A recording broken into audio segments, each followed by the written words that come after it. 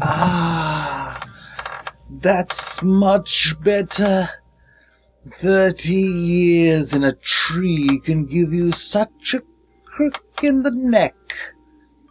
But now I'm back from that dark space, and I can't wait to see that sad look upon their face.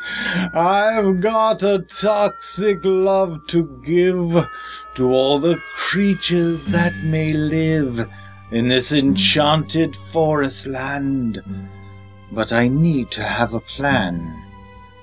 I need to know what has changed. I need some intel.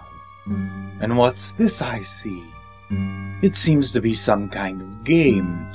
Atlas Enchanted Lands. This should tell me all I need to know to stop those fairies from sealing me away ever again. Then I will spread across every forest in the world. When I am done, there will be no Enchanted Lands. I just need to learn how this game is played. Atlas Enchanted Lands from Renegade Games is a very simple card game. It comes with what you see here. We have the couple of page rulebook, small stature. Here's the box, which holds everything nicely. A deck of cards, 32 cards in 4 suits, and these tokens. There are 4 player colors, and each token says place on one side and time on the other side. And that is all of the components, really. To start the game, first you have to set up the deck. Depending on the number of players, you're going to take out 1 or 2 cards and put them back in the box without looking at them, so that there's always going to be something that doesn't show up. And you have these 4 large tokens here. Each one represents one of the suits, and they go out on the board in order of dawn, day, sunset, and night. And you place those down, and what you're going to be doing is you're going to be playing all the cards onto this grid, this imaginary grid across the board. Each player is going to get dealt 7 cards. Let's take a look at some of the cards here. The artwork on these cards is just absolutely beautiful. There's fairies, waterfalls, more fairies. Where's the foxes? I like the foxes. They're so cute. And they're all numbered. There's 4 suits, and they're all numbered from 1 to 8. Depending on the number of players, you might take the 8 cards out and only be playing with from 1 to 7, but that's in the rules as well. Each player gets dealt 7 cards. 4, 4, 4, 5, 5, 5, 6, 6, 6, 7, 7, 7. And basically, on your turn, all that happens is you look at your cards, and you decide which card you want to play on the board. So, I'm going to go for, let's say, the 3 of Dawn. No, that's the 2 of Dawn. Okay. So you have to also be able to read.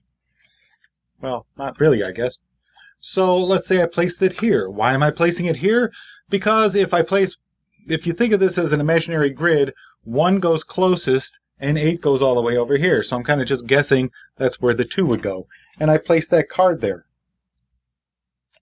Next, let's say I'm yellow and I place that card. I can decide whether I want to make a bet on that card. Basically, it's a prediction. Now, the prediction is whether it's going to be a time or a place. And what this means in reality is a time is basically like a straight of 4 cards, like 3, 4, 5, 6, 2, 3, 4, 5, 1, 2, 3, 4, that kind of thing. And a place is 4 of a kind. So 4 2s, 4 3s, that kind of thing. And that's all that means. There's a couple other rules, like you can have 3 of a kind plus 1 flipped upside down card, or you could have a sequence of 3 with an upside down card, or a face down card. I should be saying upside down. I keep thinking about the upside down. A face down card in the middle of it, and you'll see why you get face down cards in a minute. So you only get a certain number of these tokens, and in a 4-player game you get 12 of them. You also, in a 2 or 3-player game, you'll have a draw pile, where at the end of your turn, after you place a bet, you get to draw a card from the draw pile until you run out of cards in the draw pile. But in a 4-player game, you don't get there's no draw deck at all. Every player just gets 7 cards, and that's all they have to work with for the whole game. Now, let's say you can bet from 1 to 5 chips. And let's say we throw 3 on there and we say it's a place. Then the next player goes and they decide to play the something of somethings. Yeah, let's see. We got a 6, 7, 3, 5, 6. We got 3, 5, 6, 7 of dusk. So let's say he's going to play the 5, 2, 3, 4, 5 of dusk. And since he's got the 6 and 7, he's going to say, I think I may be able to complete a time. So I'm going to put 4 chips, or 5, on time. Now this keeps going, and you fill in this grid slowly as it goes around to all the players. Now what happens if a card you place actually completes a time or a place? Well, let's just pretend that we figured that out.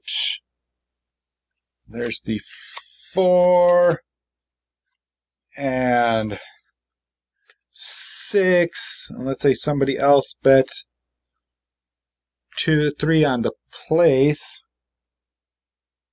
and then 7. So this player finally gets to place this, and he completes this time, or this sequence of cards, 4, 5, 6, 7. He doesn't get to bet on the 7. Instead, we flip over all these cards for the newly completed time. So 7 goes over, 6 goes over. The 5, which has a correct bet of time on it, gets flipped, but the bet stays on there. Okay? The place, which is going to get flipped, that was incorrect. So those chips go away. They don't go back to the player, they're just gone. So if you lose your betting chips, they're gone for the game. So as you can see, at the end of the game, all of the correct guesses are still going to be on top of all the cards. Once the last card has been played on the board, the game is over, and the players count up what they have for scoring-wise at the end of the game. As for scoring, each stack of chips you have is worth 1 point, and each individual chip you have is worth 1 point. So this stack of 1, 2, 3, 4, 5 chips is worth 6 points. So the red player would get 6 points. All the players add up their points, and the one with the most wins. And that's it. It's really easy. That is how you play Atlas Enchanted Lands. Atlas Enchanted Lands is for 2 to 4 players ages 8 and up. This is a very easy and portable card game to play. You just need enough space to lay out the grid of cards. But the box is small. The artwork is beautiful, but really the theme could have been anything. It has no effect on gameplay at all, but the cards are pretty to look at. My daughter loved the foxes most of all. It only takes a few minutes to learn. After a single game, you'll have the rules down pat and be able to move on to figuring out a good betting strategy. That's the whole crux of the game. You have to decide the best way to bet your limited number of chips, based on the cards already on the board and the ones you still have in your hand. You could easily run out of chips quickly if you bet too quick and too much, or you could end up with a pile of unused chips in front of you if you wait too long. Remember, near the end of the game most cards will be completing a time or a place. If you haven't gotten all of your chips out there, you might not get another chance. In a two-player game, you can plan your strategy more easily, as you know that any cards that you don't have, your opponent will have, except for those you return to the box, of course, or that might be in the draw pile. The best time to amp up your bets is when the draw pile is empty and you have the most information available to you. Once you add more players, it's going to get a bit more random. A lot fewer cards are going to pass through your hand, so it's more difficult to plan out a set or a run. Final scores tend to go down as the player count gets higher. In a 4-player game, you'll only get to see your initial 7 cards, so your strategy will have to adjust depending upon how many players you have, and the game experience will be different. Personally, I prefer the 2-player game the most, as it seems less random and more strategic. It's a short game. I haven't had one go longer than 20 minutes yet. And since it is so easy to learn, I think this is a good game to introduce kids or non-gamers into slightly more complex games. If you are sick of playing Uno, and the kids aren't ready for 7-card stud, then Atlas Enchanted Lands might be a good gateway card game to use as a filler while waiting for more players to show up. Overall, I found it an okay game. Not tons of fun, but interesting and pretty to look at, with some strategic choices. Thank you for joining me in this review of Atlas Enchanted Lands from Renegade Games. Let me know if you found this review helpful by leaving a comment or sending me an email at elliot_miller@voiceofe.com. Make sure to subscribe to the Voice of E channel on YouTube, as I'll have a lot more thematic game reviews, and you won't want to miss any of them.